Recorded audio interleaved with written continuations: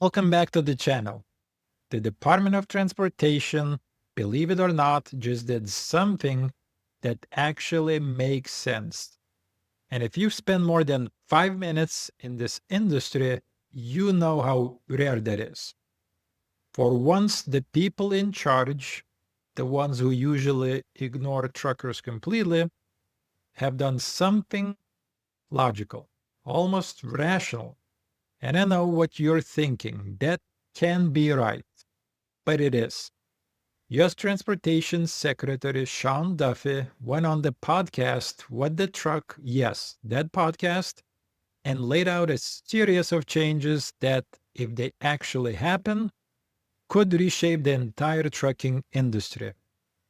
Now, excuse me, are these real reforms, or is this just political noise designed to make it look like something's changing?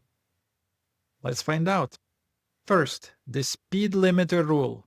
That mandate that would have forced trucks to creep along at 65 miles per hour on roads where every other vehicle is flying past at 80 miles, it's gone, dead, killed, and not a moment too soon.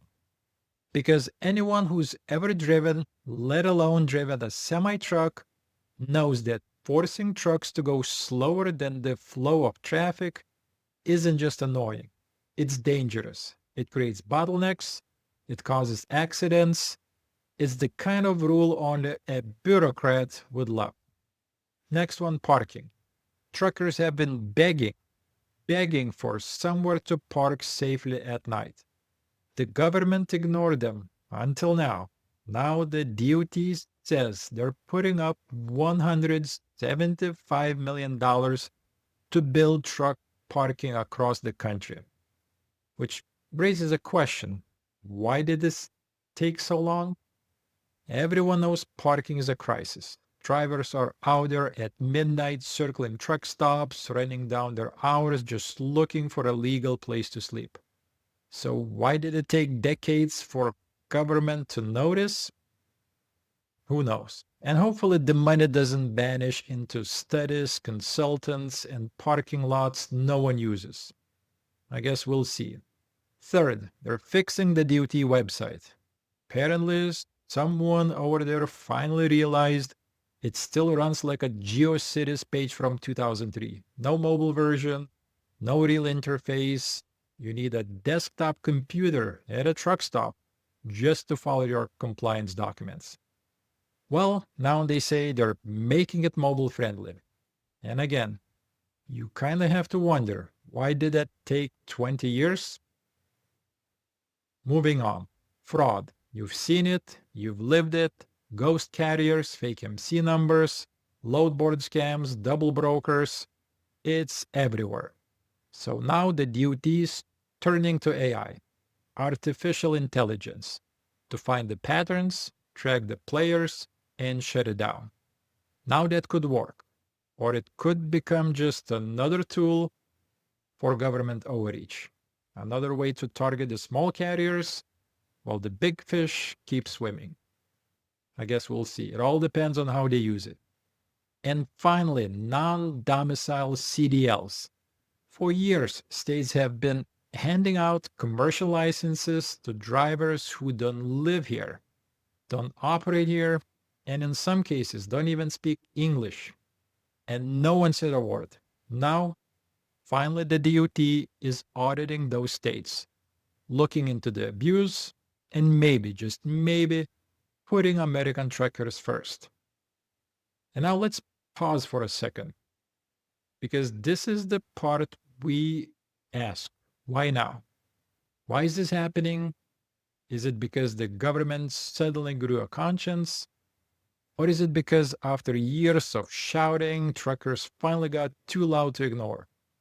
I'd bet on the second one. Shawn Duffy didn't just make these announcements in a press release. He went on YouTube channel with a truck. He referenced trucker Twitter. He talked about posts on FreightX. He acknowledged the people actually doing the work. And that's kind of new. For once, the DOT isn't talking to professors. They're talking to drivers, real people, So what does all this mean? It means the door is open.